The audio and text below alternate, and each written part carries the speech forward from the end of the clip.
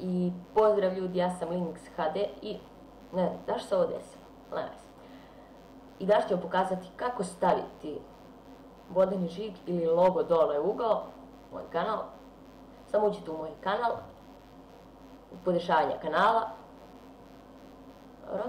Idete na breniranje ili odmah iznad naredno. Ovo je jako prosto i lepo izgleda.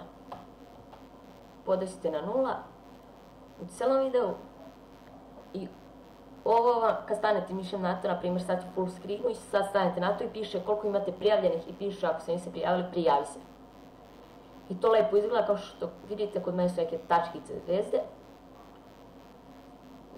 To još nije ništa zvanično, trebam napraviti sve lepo preko Sony Vegasa. Ali dok napravim, bit će ovako. Ja sam samo htio to da vam pokažem kako staviti, jer kao što vidim niko nema u Srbiji. Dobro, i dalje. I samo sam htio to pokazati. Do sljedećeg videa ili čega već, šalim se. Do sljedećeg videa ili tutoriala, ponekad će biti na tutoriali na ovom kanalu.